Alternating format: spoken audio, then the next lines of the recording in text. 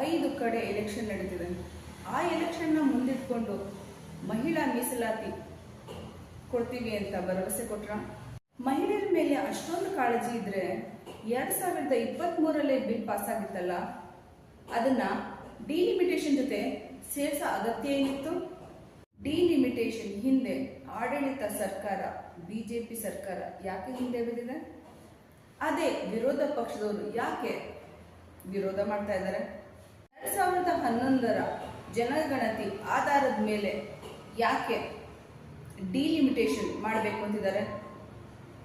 ಈಗ 2026 ಈಗ ಸೆನ್ಸಸ್ ಮಾಡ್ಬೋದಲ್ಲ, ಯಾಕೆ ಮಾಡ್ತಿಲ್ಲ? 543 ಸೀಟ್ಗಳಲ್ಲೇ ಯಾಕೆ ವಿಮೆನ್ ರಿಸರ್ವೇಶನ್ 33% ಕೊಡಬಾರ್ದು? ಯಾರು ನಷ್ಟ ಆಗ್ಬೋದು ಇದರಲ್ಲಿ? ಮಹಿಳಾ ಮೀಸಲಾತಿ ಮತ್ತೆ ಡಿಲಿಮಿಟೇಷನ್ ಎರಡು ಮರ್ಜ್ ಮಾಡಿದ್ರೆ ಯಾವುದೇ ಕಾರಣಕ್ಕೆ ಪಾರ್ಲಿಮೆಂಟ್ ಅಲ್ಲಿ ಬಿಲ್ ಪಾಸ್ ಆಗಲ್ಲ ಅಂತ ಗೊತ್ತಿದ್ದು ಕೂಡ ಇವ್ರು ಯಾಕೆ ಈ ಷಡ್ಯಂತ್ರ ರಚಿಸಿದ್ರು? ಆಡಳಿತ ಸರ್ಕಾರ ಮಹಿಳಾ ವಿರೋಧಿನ, ಮಹಿಳಾ ಪರನ? ಇದನ್ನು ತಿಳ್ಕೋಬೇಕು ಅಂದ್ರೆ ಈ 3 ಪ್ರಮುಖ ಅಂಶಗಳನ್ನ ನೀವು ತಿಳ್ಕೋಬೇಕು. ಒಂದು ಮಹಿಳಾ ಮೀಸಲಾತಿ, ಇನ್ನೊಂದು ರೂಲ್ ನಂಬರ್ 66, ಇನ್ನೊಂದು ಡಿಲಿಮಿಟೇಷನ್. ಮಹಿಳಾ ಮೀಸಲಾತಿ 2023 ಪಾರ್ಲಿಮೆಂಟ್ ಅಲ್ಲಿ ಬಿಲ್ ಪಾಸ್ ಆಗುತ್ತೆ. ಎಲ್ಲ ಪಾರ್ಲಿಮೆಂಟ್ ಅಲ್ಲಿರೋ ಸಂಸದರು ಮತ್ತೆ ವಿರೋಧ ಪಕ್ಷದವರು ಎಲ್ಲರೂ ಸೇರಿ ಒಟ್ಟಾಗಿ ವೋಟ್ ಮಾಡಿ ಒಮ್ಮತದಿಂದ ವೋಟ್ ಹಾಕಿದ್ದಾರೆ. ವಿರೋಧ ಪಕ್ಷದವರು ಕೂಡ ಇದರ ಸಹಮತವಿದೆ. 454 ವೋಟು ಸಿಕ್ಕಿ ಪಾರ್ಲಿಮೆಂಟ್ ಅಲ್ಲಿ ಬಿಲ್ ಪಾಸ್ ಆಗಿದೆ. ಆದ್ರೂ ಈಗ 2026 ಆದ್ರೂ ಕೂಡ ಜಾರಿ ಬಂದಿಲ್ಲ. ಯಾಕೆ? ಇವರು ಎಷ್ಟು ಚೆನ್ನಾಗಿ ಪ್ಲಾನ್ ಮಾಡಿ ಮುಂದೂಡ್ತಾರೆ ಅಂತಂದ್ರೆ, ಇದನ್ನ ಪೆಂಡಿಂಗ್ ಇಡೋಣ, ಮುಂದೆ ಸೆನ್ಸಸ್ ಆದ್ಮೇಲೆ ಇದನ್ನ ಮಾಡೋಣ ಅಂತ ಪೆಂಡಿಂಗ್ ಇಡ್ತಾರೆ. ಈಗ ಡಿಲಿಮಿಟೇಷನ್ ಬಗ್ಗೆ ತಿಳ್ಕೊಳ್ಳೋಣ. ನಮ್ಮ ಸಂವಿಧಾನ ಏನ್ ಹೇಳುತ್ತೆ ಅಂದ್ರೆ, ಜನಸಂಖ್ಯೆ ಆಧಾರದ ಮೇಲೆ MP ಸೀಟ್ಗಳು ಅಂತ. ಅಂದ್ರೆ ಜನಸಂಖ್ಯೆ ಜಾಸ್ತಿ ಇದ್ರೆ ಜಾಸ್ತಿ MP ಸೀಟ್ ಮಾಡಬಹುದು ಮುಂದಿನ ದಿನಗಳಲ್ಲಿ ಅಂತ ಹೇಳುತ್ತೆ. ಇದನ್ನೇ ಅಸ್ತ್ರವಾಗಿಟ್ಟುಕೊಂಡು ಬಿಜೆಪಿ ಆಡಳಿತ ಸರ್ಕಾರ ಏನ್ ಮಾಡುತ್ತೆ ಅಂದ್ರೆ, ಜನಸಂಖ್ಯೆ ಆಧಾರದ ಮೇಲೆ ನಾವು ಈಗಿರೋ ಸೀಟ್ನ ಡಬಲ್ ಮಾಡೋಣ. ಅಂದ್ರೆ ಎಕ್ಸಾಂಪಲ್, ಉತ್ತರ ಪ್ರದೇಶದಲ್ಲಿ 80 MP ಸೀಟ್ ಇದೆ, ಅದೇ ತಮಿಳುನಾಡಲ್ಲಿ 39 ಇದೆ. ಡಿಫ್ರೆನ್ಸ್ ಎಷ್ಟಾಯ್ತು? 41.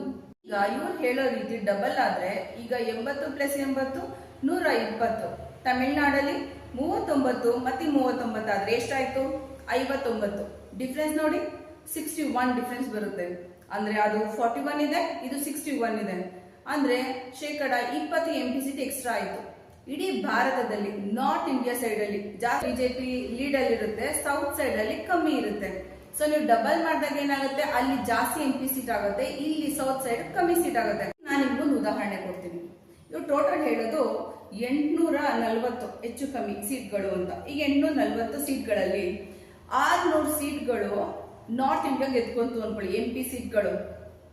ಅದೇ ಸೌತ್ ಇಂಡಿಯಾ 200 ಸೀಟ್ ಗೆದ್ದಿರುತ್ತೆ ಅನ್ಕೊಳ್ಳಿ. ನೀವು ಬಿಲ್ ಪಾಸ್ ಮಾಡಬೇಕು ಅಂದ್ರೆ, ಯಾವ್ದಾದ್ರು ತಿದ್ದುಪಡಿ ಆಗ್ಬೇಕು ಅಂದ್ರೆ ನಮ್ಮ ಸಂವಿಧಾನದಲ್ಲಿ ಏನಿದೆ? ಮೆಜಾರಿಟಿ ವೋಟ್ ಹಾಕಿದ್ರೆ ಅದನ್ನ ನಾವು ಗೆಲ್ಬಹುದು ಅಂತ. ಸೊ ಅಂದ್ರೆ ಏನರ್ಥ? ಹಂಗಾರೆ ಯಾವ ಬಿಲ್ ಯಾವಾಗ ಬೇಕಾದ್ ಪಾಸ್ ಆಗುತ್ತೆ, ಮೆಜಾರಿಟಿ ಅವ್ರದೇ ಇದೆ, ಯಾವ ತಿದ್ದುಪಡಿ ಕೂಡ ಅವ್ರು ಮಾಡ್ಕೋಬಹುದು. ಅಂದ್ರೆ ಇದ್ರ ಅರ್ಥ ಟೋಟಲ್ ಆಗಿ ಏನು? ನಮ್ದೇನ್ ಭಾರತ ಡೆಮೋಕ್ರಸಿ ಅಂತ ಇದೆ, ಡೆಮೋಕ್ರೆಟಿಕ್ ಕಂಟ್ರಿ ಅಂತ ಹೇಳ್ತೀವಿ, ಅದೇನ್ ಡೆಮೋಕ್ರೆಟಿಕ್ ಆಗಿರಲ್ಲ. ಅವ್ರ ರಾಜಭಾರನೇ ಆಗುತ್ತೆ, ಅವ್ರು ನಡೆಸಿದ್ದೇ ಆಡಳಿತ ಆಗುತ್ತೆ. ಅವ್ರು ಯಾವಾಗ ಬೇಕಾದ್ರೆ ಏನ್ ಬಿಲ್ ಬೇಕಾದ್ರೆ ತರ್ಬೋದು, ಏನ್ ಬೇಕಾದ್ರೆ ತಿದ್ದುಪಡಿ ಮಾಡ್ಬೋದು. ಇದು ಅವ್ರು ಮಾಡ್ತಿರೋ ದೊಡ್ಡ ಷಡ್ಯಂತ್ರ. ಮೀಸಲಾತಿ ಮತ್ತೆ ಡಿಲಿಮಿಟೇಷನ್ ಎಷ್ಟು ಚೆನ್ನಾಗಿ ಒಂದಕ್ಕೊಂದಕ್ಕೆ ಮರ್ಜ್ ಮಾಡಿ ದಾರಿನಲ್ಲಿ ಬರೋದನ್ನ ಎಲ್ಲ ಅಡೆತಡೆಗಳನ್ನ ಎಷ್ಟು ಚೆನ್ನಾಗಿ ಕಟ್ ಮಾಡ್ತಾರೆ ಅಂತ ನಾನು ಹೇಳ್ತಾ ಹೋಗ್ತೀನಿ, ಕೇಳಿ. ಮಹಿಳಾ ಮೀಸಲಾತಿ 2023 ಪಾರ್ಲಿಮೆಂಟ್ ಅಲ್ಲಿ ಬಿಲ್ ಪಾಸ್ ಆಗಿರುತ್ತೆ. ಆದ್ರೂ ಕೂಡ ಇವ್ರೇನಂತ ಮುಂದಕ್ಕೆ ಹಾಕ್ತಾರೆ, ಇರಿ ಸ್ವಲ್ಪ ದಿನ, ಇನ್ ಮುಂದೆ ಸೆನ್ಸಸ್ ಆದ್ಮೇಲೆ ಮಹಿಳಾ ಮೀಸಲಾತಿನ ಜಾರಿ ಮಾಡ್ತೀವಿ ಅಂತ ಹೇಳಿ ಮುಂದಕ್ಕೆ ಹಾಕ್ಬಿಡ್ತಾರೆ. ಪ್ಲಾನ್ ಏನಂದ್ರೆ, ಮಹಿಳಾ ಮೀಸಲಾತಿನ ಮುಂದಿಟ್ಕೊಂಡು ಡಿಲಿಮಿಟೇಷನ್ ನ ಕೂಡ ಬಿಲ್ ನ ಪಾಸ್ ಮಾಡಿಸ್ಬಿಡೋಣ ಅಂತ. ಆದ್ರೆ ಈ ಪ್ಲಾನ್ ಸಕ್ಸಸ್ ಆಗಲ್ಲ. ಬಿಕಾಸ್ ಇದಕ್ಕೆ ಅಡ್ಡಿ ಪಡ್ತಾ ಇರೋದು ಏನು? 66 ಏನ್ ಹೇಳುತ್ತೆ ಅಂದ್ರೆ, ಪಾರ್ಲಿಮೆಂಟ್ ಅಲ್ಲಿ ಯಾವುದೇ ಬಿಲ್ ಪಾಸ್ ಮಾಡಿದ್ರು ಒಂದಾದ್ಮೇಲೆ ಒಂದನ್ನ ಪಾಸ್ ಮಾಡ್ಬೇಕು ಅಂತ ಹೇಳುತ್ತೆ. ಅಂದ್ರೆ ಒಂದು ಸಲ ಬಿಲ್ ಪಾಸ್ ಮಾಡ್ತೀರಾ, ಒಮ್ಮತದಲ್ಲಿ ವೋಟ್ ಬಿದ್ರೆ ಪಾಸ್, ಒಮ್ಮತದಲ್ಲಿ ವೋಟ್ ಬೀಳಿಲ್ಲ ಅಂದ್ರೆ ಫೇಲ್ ಅಂತ ಅರ್ಥ.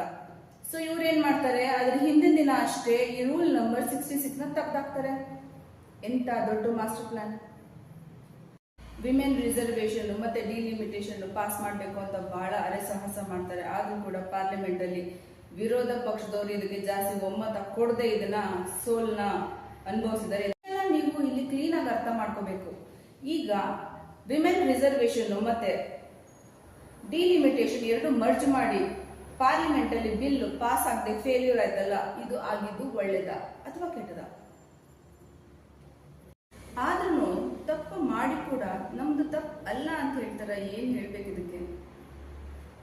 ಮೀಸಲಾತಿ ವಿರೋಧಿಗಳು ಅಂತ ಇವರು ಯಾವ ಅಪೋಸಿಷನ್ ಪಾರ್ಟಿಗಳ ಹೆಸರು ತಗೊಂಡ್ರು, ಅವ್ರ ಮಹಿಳಾ ವಿರೋಧಿನ ಅಥವಾ ಈಗಿರುವ ಬಿಜೆಪಿ ಕೇಂದ್ರ ಸರ್ಕಾರ ವಿರೋಧಿನ?